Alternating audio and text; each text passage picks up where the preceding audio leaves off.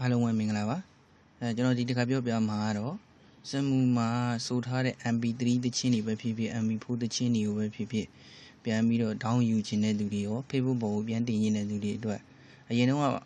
ဒီစက်မှု software မှာ Facebook ကိုတိုက်ရိုက်ဗီဒီယိုတွေတင်လို့ရပါမယ်အခုနောက်ပိုင်းမှာတင်လို့မရတော့ပါဘူးအဲ့အတွက်ဒါအရင်ဆုံး down ရမယ်ပေါ့နော်အဲ့ဒါကိုကျွန်တော် down နည်းလေးပြောပြမှာပါနောက်အခုသုံးမဲ့ software လေးကတော့ဒီ sim downloader ဆိုတဲ့ software ဖြစ်ပါတယ်အဲ့ software ကိုအရင်ဆုံး down လိုက်ပါဒါဆိုရင် down ပြီးလို့ရှိရင်အဲ့ software လေးကိုဖွင့်လိုက်ပါဖွင့်ပြီးလို့ရှိရင်ဒီဘက်ကညာဘက်က user ဆိုတဲ့နေရာကိုနှိပ်လိုက်ပါပြီးလို့ရှိရင်ဒီအောက်ဖက်နားမှာလူပုံလေးရှိတဲ့ဒါကိုနှိပ်လိုက်ပါဒီကွက်ထဲမှာကိုယ့်ရဲ့စမှုနာမည်စမှုမှာရေးထားတဲ့အတိုင်းအတိအကျပေါ့နော်dex ကလေးခန္ဓာအစအသေးအကြီးအတူအရှိအကုန်လုံးတိတိကျကျရေးပေးပါအဲ့ဒါမှပေါ်လာမှာပါတခုခုလွယ်နည်းနည်းလေးလွဲသွားရင်အစသူမပေါ်လာပါဘူးโอเคအဲ့လိုရေးပြီးလို့ရှိရင်ဒီညာဘက်ကစလုံးလေးကိုနှိပ်လိုက်ပါ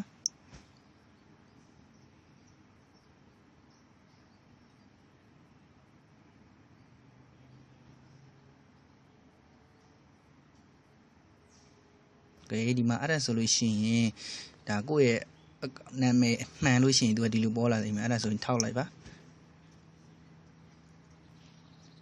အဲ့ဒီမှာဒီလိုဆိုတော့ဒီမှာကိုစိုးထားတဲ့သချင်းတွေအားလုံးကိုသူကပေါ်လာပေးလိမ့်မယ်ဒါဆိုလို့ရှိရင်ဒီဒါကကိုဒီအခုနေဒီသချင်းလေးဆိုရင်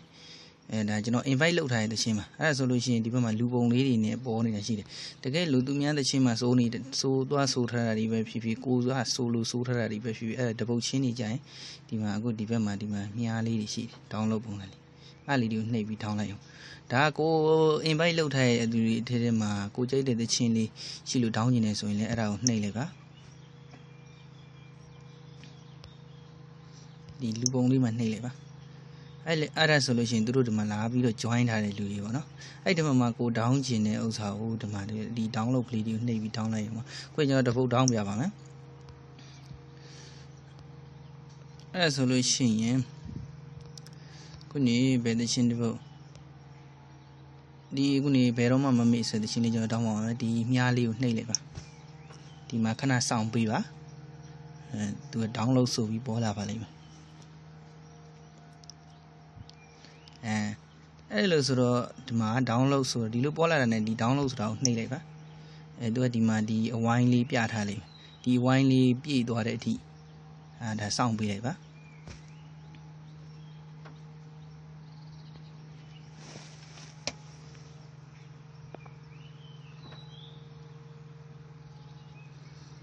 ဒါအခုကျွန်တော် down လိုက်တာက MP3 သချင်းဒါဒီ software ရဲ့ကြော်ညာတွေတက်ဒါတွေကိုမလိုပါဘူးဒါဘက်နဲ့နောက်ကျောင်းကိုပြန်လိုက်ပါရပါပြီအဲ့ဆိုဒီ software ကိုထွက်လိုက်အဲ့ဒါဆိုတော့အဲ့တချင်းကိုယ့်ရဲ့ဘယ်လိုခေါ် MP3 ဆိုရင်လည်း MP3 music ထဲရောက်အောင်လို့ MP4 ဆိုရင်လည်းဗီဒီယိုထဲကိုရောက်အောင်လို့ရွှေ့တဲ့နည်းပဲ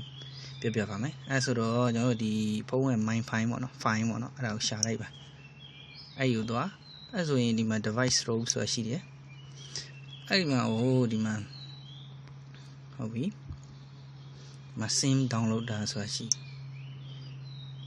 ဒီမှာအဲ့ sim downloader ဆိုတာကိုနှိပ်လိုက်ပါနော်အဲ့ဒီမှာသူကခုနကကို down လိုက်တဲ့သချင်းပေါ့နော်ဒီသချင်းလေးကိုခဏကြာလေးဖိတာဒီနေရာမှာကဖုန်းမျိုးတစ်လုံးနဲ့တစ်လုံးမတူတဲ့အတွက်နည်းနည်းလောက်တာလေးရတော့ဒီတိုင်းတစ်ထပ်သေးကြမှာတော့မဟုတ်ဘူးပေါ့ဒါမဲ့လုံနီးကတော့ဒီပုံစံမှာပဲမကွေမကွာလေးပေါ့နော်အဲ့ဒီလိုမျိုးလေးသူက select ရွေးသွားလို့ရှိရင်ဒီစက်ကလေး30ကိုနှိပ်လိုက်ဒီမှာအပေါ်ဆုံးမှာ move ဆိုရှိတယ် move ဆိုနှိပ်လိုက်ပါအဲ့ဒါဆိုလို့ရှိရင်သူကဒီလိုပြန်ပေါ်လာလို့ရှိရင်ကျွန်တော်က MP3 တချင်း down ထားတာဆိုတော့ဒီ music ထဲမှာထည့်မယ်ပေါ့တကယ်လို့ MP4 ဆိုလို့ရှိရင် move ပေါ့နော် move ထဲမှာထည့်ပေါ့ဒါကတော့ဒီမှာ MP4 သမားတွေဆိုရင် move ထဲမှာထည့် MP3 ဆို music ထဲမှာထည့်ပေါ့အဲ့လိုရွေးပြီးလို့ရှိရင်ဒီမှာအပေါ်ဆုံးမှာ move here ဆိုတာရှိအဲ့လေးကိုနှိပ်လိုက်ပါဒါဆိုရင်ခုနကကျွန်တော်တို့တချင်းတွေကဒီ MP3 file တွေကိုရောက်သွားပြီပေါ့နော်ခုဒီမှာ MP3 file တွေကိုပြန်ကြည့်မယ်ပေါ့နော် MP3 ခုနကတော့ဘယ်တော့မှမမေ့ဆိုတဲ့သချင်းပေါ့နော်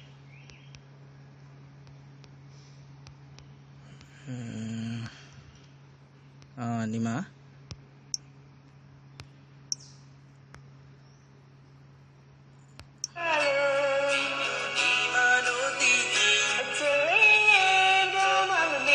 ဝိုက်ကုန်းနဲ့ဒါကျွန်တော် down လိုက်တဲ့သချင်းပါအဲ့လိုဆိုတော့ဒါပြီးပါပြီနော်တကယ်လို့ Facebook ပြန်တင်ခြင်းနေဆိုလေဒီကနေပြီးတင်လိုက်ရုံပါပဲဟုတ်ကဲ့အဆင်မပြေတာရှိရင်ပြန်ပြီးတော့မေးပါရပါတယ်